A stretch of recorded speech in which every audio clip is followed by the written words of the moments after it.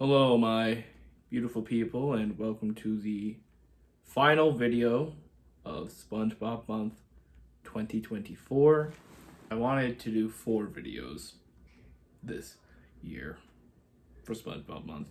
As you may have noticed, I didn't upload anything last week, and I'll get to that in a minute.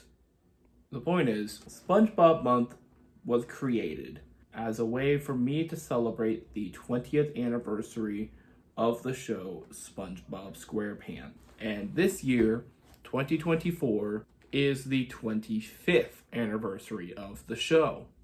Really think about that. How many TV shows get to last a quarter of a century? Not much. Let alone animated shows. Let alone children's shows, which typically only last a few years as the target audience ages out of the material. SpongeBob has managed to become one of the major exceptions in children's programming, where it has managed to reach multiple generations of children. From millennials to Gen Z to even Generation Alpha, SpongeBob has managed to cross multiple generations of kids and has become classics for all those kids enjoying the same characters and the same episode. A 35-year-old knows who SpongeBob and Patrick are just as much as a 6-year-old. Sure, the 35-year-old might not have visited SpongeBob and the gang in a while as much as that 6-year-old, but the fond memories that they share between the exact same show with the same characters, it's something that not a lot of media can do, let alone one singular show made for children. And for the final video of the month meant to celebrate the show's 25th anniversary, I want to give you all my personal tale. What exactly SpongeBob means to me. Now, this is technically not the first time I've done this. I'm pretty sure I also did this for the very first SpongeBob month, but that was basically my history with the show. This time around, I want to be honest with you guys and tell you what exactly SpongeBob SquarePants means to me. I always felt like I've had a very strong connection with the show on a personal level. Down to the point of me being born the exact same year that the first SpongeBob movie was released in theaters. And ever since then, I was a lifelong SpongeBob fan. I remember I'd constantly watch new episodes as they aired on TV. I'd get my hands on as many of the toys as I possibly could. I owned nearly every single DVD that they released at the time. Whenever me and my parents were in the grocery store, I would always demand that they buy me whatever food had SpongeBob's face on it. I don't necessarily remember when exactly I started becoming a SpongeBob fan. I would like to say it was around 4 or 5. Basically around the time I was too old for Thomas and Friends and Blue's Clues. Here comes SpongeBob. And it was around the time where I was, I believe, 7 or 8 years old when my connection to SpongeBob began in a more emotional level. I've never talked about this before, but around 2012, I developed an illness. I don't exactly remember the name of this illness, but I remember that it caused me to throw up a lot, and I almost fucking died. And this illness resulted me in not having to eat as much food as I would normally do for a kid my age, or drink as much drinks as I would do, and I would be in and out of different children's hospitals for about a year.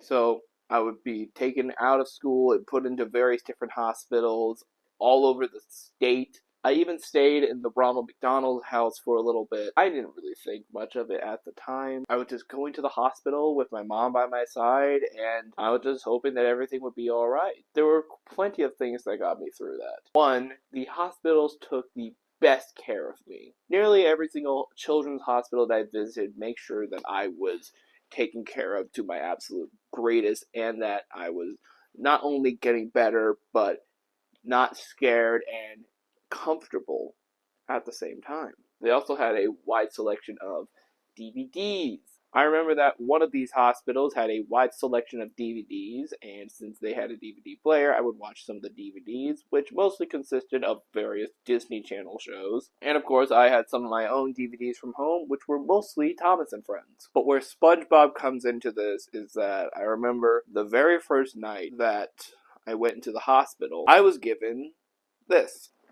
This SpongeBob Pillow. You might have seen this pillow in the background of many of my videos. I got this pillow as a present to help get me through the hospital, to help get me through all the treatment that I had to go through. It was very therapeutic to have a familiar face with me through all of this.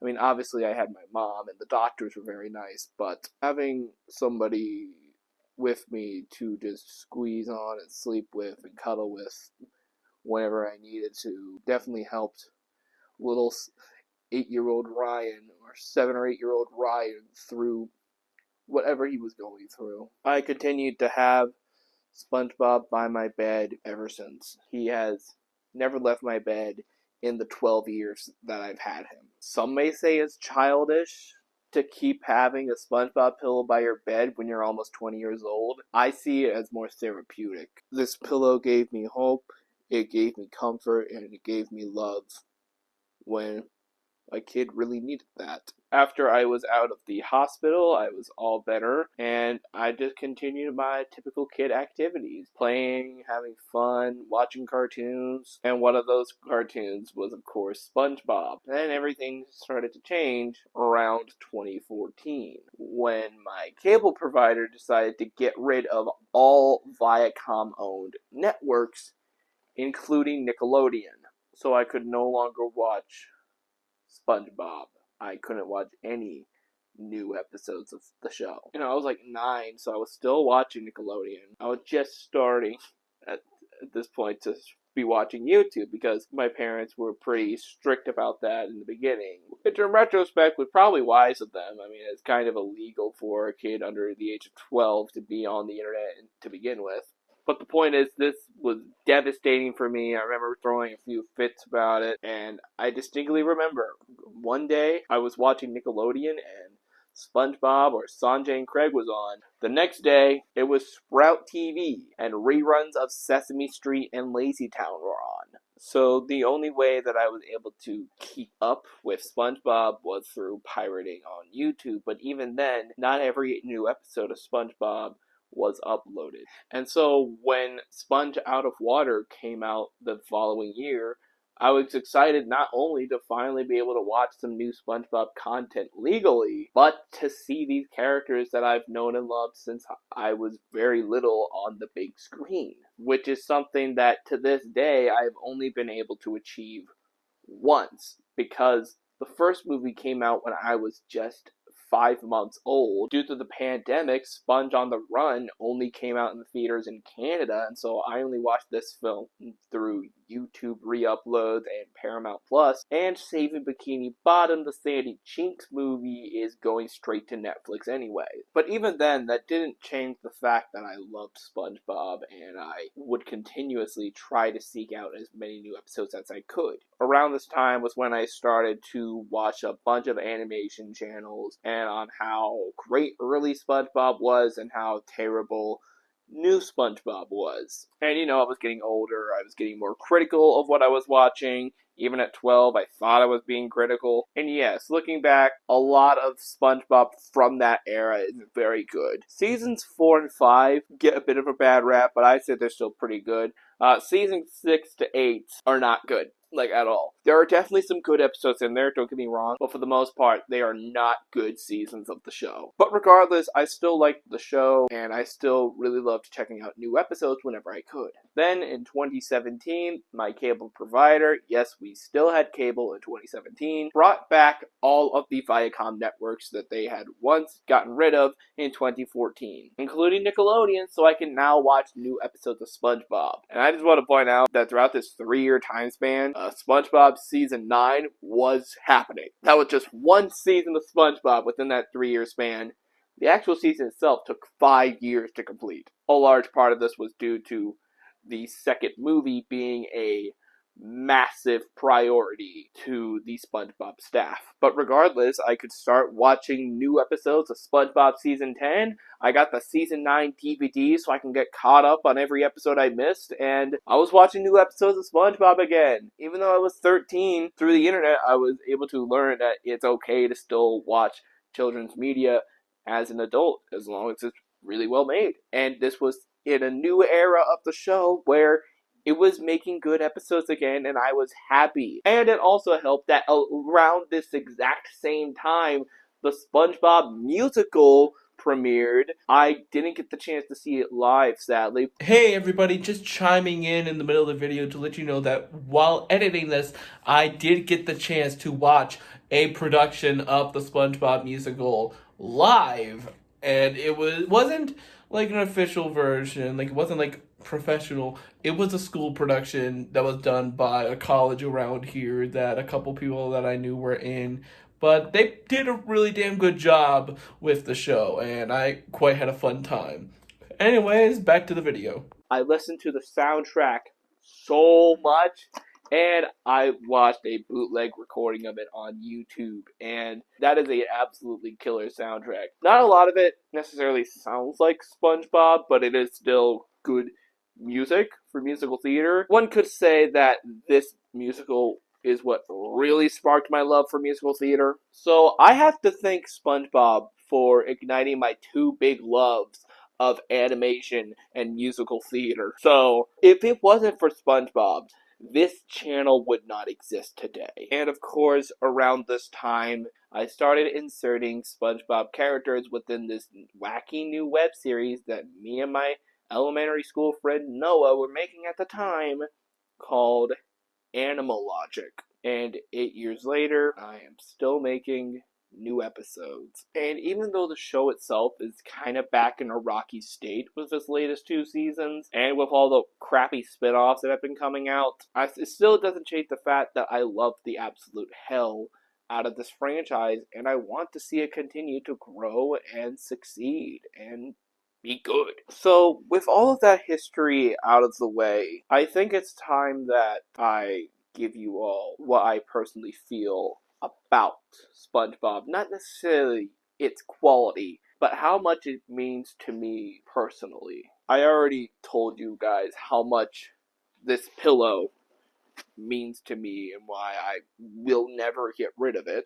But I want to talk about how the franchise itself means to me on an emotional level. I have never talked about this publicly before. I have Asperger's. Nobody in my family really knew until later. Even though my mother is a teacher, she did not necessarily see any autistic signs within me, mainly because they were subtle. Growing up, I did not know I had Asperger's. I didn't even know what that was until like the 5th grade. And I don't necessarily blame the people around me for not knowing, because back then, when most people thought of autistic children, they typically think of the loud and or quiet children who just run around and need constant assistance and parental supervision all the time. I wasn't necessarily like that as a kid, although I definitely had behavior issues, a lack of understanding of social cues, be loud and sometimes kind of rude when it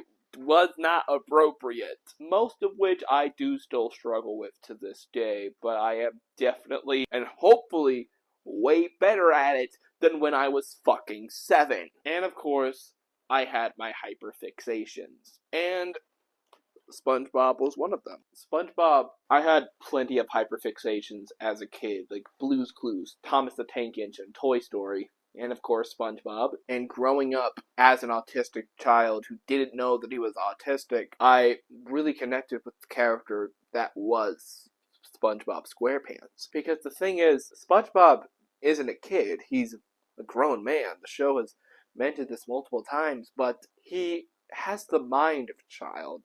Not necessarily in a bad way, but he doesn't let go of his fun, carefree, childish side. He had tons of hyperfixations. He also did not necessarily understand a lot of social boundaries or cues. It has been highly speculated within the fandom that SpongeBob is on the spectrum somewhere. Probably for those reasons or maybe some other reasons, I just connected with SpongeBob so much. I remember when I grew up, I wanted to be just like SpongeBob. Even as a kid, I knew that I didn't want to be like some boring adult. SpongeBob was one of those characters that showed me that you can grow old, but you don't have to grow up. You can still be fun and silly and somewhat childish at times. Yes, it's not all fun and games, but you're gonna be fine. You will find the people who love you. You will find the people who want to be around you. You will find the people who you can call your friends and your family. And I just connected with that.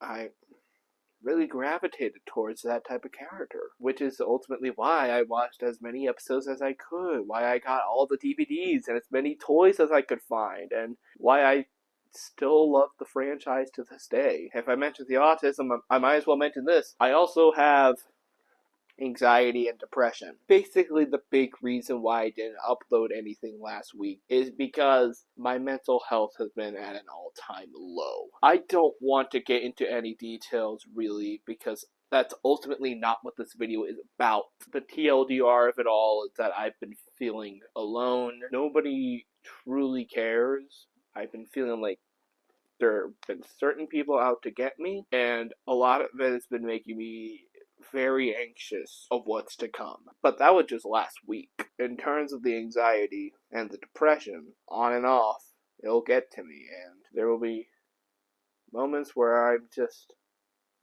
sitting here and I just burst into tears. Whenever I'm down, I think of two things. I call a friend who I trust, and I watch SpongeBob. Basically, whenever I'm crying, I grab the SpongeBob pillow, try to squeeze it and hug it as much as I can, because when I was a kid, again, this got me through the hospital, but we also had a little SpongeBob ice pack, and whenever we were hurt, I would always scream for SpongeBob. My mom would get the SpongeBob ice pack and put it on my little boo-boo. Now, still, to this day, whenever I get emotionally hurt, I grab SpongeBob. More often than not, I end up turning on an episode or two of the show that ends up getting me through whatever I'm dealing with. And sometimes I forget why I was even sad to begin with. This show, this character, this franchise means the world to me. And it's ultimately why, to this day, I will watch basically anything they put out related to it because I love these characters so much. Because I love the world of Bikini Bottom. Because SpongeBob means that much to me. From all the laughs I've shared, from all the songs I've sang, through all of the lessons I've learned through the show's entire 25-year span. I want to thank the show for being on the air for that long so that multiple children can go through what I went through while watching the show. Thank the show for just existing in the first place so I can have that outlook. And I want to thank the amazing and talented creators, writers, animators, storyboard artists, voice actors, everybody who helped make this beautiful show come to life. Everybody who worked on this show in one way or another, whether you were there from day one or you just joined the show yesterday, they should be proud of what they've created, what they've gotten the chance to work on, because it really is a special show, and I will always cherish it for that. Even though a lot of people are saying that SpongeBob should have ended after the movie or anything like that, deep down, I don't think I ever want SpongeBob to end. As long as that little square guy is still living in that pineapple, working at the Krusty Krab, and going jellyfish hunting, and blowing bubbles with Patrick, and doing karate with Sandy, annoying Squidward, and trying to foil Plankton's plans, I'll be happy. I love this character. I love the show. And ever since I was a kid, I always wanted to catch some jellyfish if we get a chance. Say hello to Patrick and do a little dance. Karate chop Sandy and see Squid get a tan. Eat a Krabby Patty. foil Plankton's plans. Thank you, SpongeBob.